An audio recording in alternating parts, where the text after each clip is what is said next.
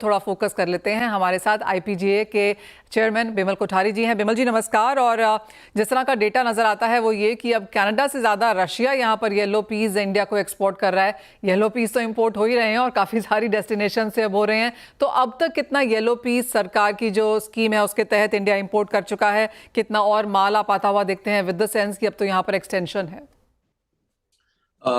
धन्यवाद मनीषा जी, आपने मुझे शो पे आमंत्रित किया।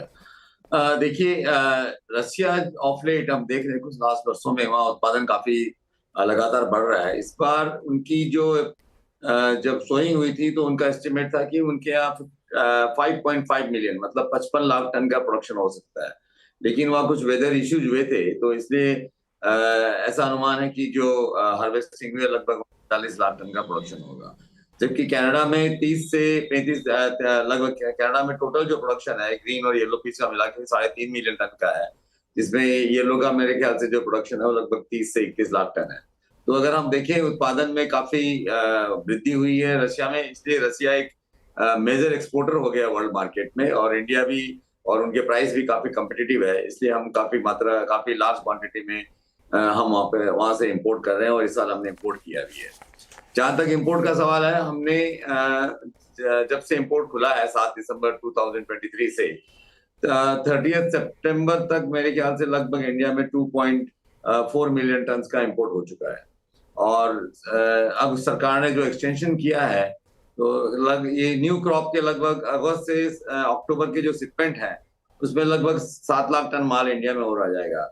और फिर जो नवंबर जो दिसंबर का जो एक्सटेंशन हुआ है तो मुझे लगता है कि India will end up somewhere at 3.3 to 3.5 million, मतलब 33 से 35 लाख टन लगभग एक साल में, लास्ट दिसंबर से लेकर इस दिसंबर तक हमारे पास 33 से 35 लाख टन तक का इंपोर्ट हो जाएगा। तो काफी बड़ी मात्रा में ये इंपोर्ट होगा। इससे जो हमारे दालों में जो कमी आई थी, जो हमारे प्रोडक्शन में कमी थी, उससे बहुत बड़ी आपूर्ति हुई है। इसने चने को भी सब्स्टिट्यूट किया है इसने काफी हद तक, और इसने दूसरी दालों के भी, जैसे तुअर में भी हमारे यहाँ कमी थी तो उसको भी उसने सब्स्टिट्यूट किया है येलो पीस ने। तो मेरे ख्याल से एक अच्छा डिसीजन रहा इंपोर्ट करने का। लेकिन मैं अब समझता हूँ कि जो बियॉन्ड अक्टूबर जो 2 महीने का फर्दर एक्सटेंशन था उसकी जरूरत नहीं थी, क्योंकि जो हमारी रिक्वायरमेंट थी वो लगभग पूरी हो चुकी है। और चूंकि मानसून इस बार अच्छा रहा है तो ऐसा हमारा मानना है कि रबी क्रॉप जो है वो बहुत उसमें उत्पादन बहुत अच्छा होगा, क्योंकि चने के प्राइसेस जो हैं एमएसपी से काफी ऊंचे रहे हैं। एमएसपी लगभग 54 रुपीज ही है चना, जबकि 80 रुपये बिक रहा है। तो किसानों को बहुत अच्छे भाव मिले हैं इस बार चने के। और सामने जो येलो पीस की भी जो सोइंग है वो भी हमारे यहाँ नवंबर में होती है। तो अगर ये येलो पीच के दाम काफी घटे हुए हैं, क्योंकि हमारे यहाँ बहुत बड़ी मात्रा में जीरो ड्यूटी पे इम्पोर्ट हुआ है, तो अब अभी लगभग 35 से 36 रुपये येलो पीच के भाव है। तो इस भाव में मुझे नहीं लगता है कि हमारे जो किसान हैं जो उनको वो इसमें प्लांटिंग करेंगे, वो सोइंग करेंगे, क्योंकि या काफी कम मात्रा में सोइंग होगी, क्योंकि इतने कम भाव में किसान दूसरे जो क्रॉप्स है उसमें वो डाइवर्ट करने की कोशिश करेगा। लेकिन चने के अंदर में मैं समझता हूँ कि अच्छा उत्पादन होना चाहिए, इसलिए सरकार को जो एक्सटेंशन किया था उसकी जरूरत नहीं है। मैं समझता हूँ कि इस पे सरकार को फिर से रिकंसिडर करना चाहिए। और जो एक बार अगर हो सके, क्योंकि अभी हमारे पास उपलब्धता की कोई भी दालों में कमी नहीं है। अगर आप देखें, मैं तुअर की बात करूंगा, तुअर के भाव भी फेस्टिवल पीरियड को देखते हुए जो चिंता थी, तुअर के भाव भी होलसेल मार्केट में लगभग 1.5 महीने से जो गिरावट आई है, लगभग 30 से 35 रुपए की प्रति किलो होलसेल मार्केट में गिरावट आ चुकी है। मसूर जो है वो एमएसपी से कम 4 से 5 रुपए नीचे बिक रही है, उसके भाव 59-60 रुपीज है। अगर तो दालों में ना तो कोई उपलब्धता की कोई अभी इश्यू है, चने का थोड़ा सा जरूर एक हमारे पास कंसर्न है। लेकिन अगले महीने नवंबर में हम अक्टूबर से ऑस्ट्रेलिया में इस बार बड़ी अच्छी क्रॉप हुई है, लगभग वहाँ 20 लाख टन का उत्पादन हुआ है, और चना ऑस्ट्रेलिया से वहां भी भाव नीचे आ रहे हैं। तो मैं समझता हूं तो बिमल जी, आप जैसे आपने कहा कि एमएसपी से काफी ऊपर के प्राइसेस हैं, क्रॉप किस तरह की देखते हैं, आपने क्या आंकलन किया है इसका?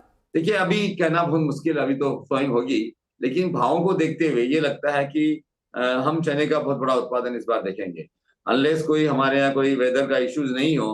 तो आज 54 रुपया एमएसपी है और 80 रुपया के भाव चल रहे हैं, तो किसानों को इससे अच्छे भाव नहीं मिल सकते। तो ये लास्ट कुछ सालों के अंदर में इतने भाव किसानों ने कभी देखे नहीं है, ट्रेड ने भी ऐसा भाव देखा नहीं है।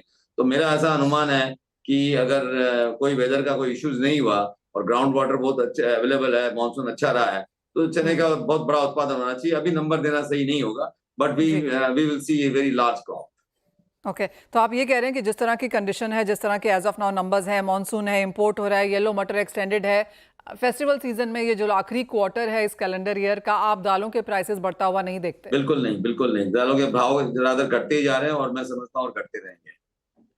राइट विमल जी, बहुत शुक्रिया साथ जुड़ने के लिए और वो सभी दालों पर अपना सेंस भी देने के लिए। ऑफ कोर्स अवेलेबिलिटी को लेकर चिंताएं नहीं है, अंतर्राष्ट्रीय बाजारों से इनफ दालें यहाँ पर आ रही हैं और माना यह जा रहा है कि दिसंबर के बाद पीली मटर के इंपोर्ट को भी यहाँ पर अब जो 0% है उसको भी खत्म कर दिया जाएगा। तो ऑफकोर्स इंडियन मार्केट्स के क्यूज फिर हम उस हिसाब से यहाँ पर बेटर होता हुआ देखेंगे। वेल इसी के साथ एक ब्रेक का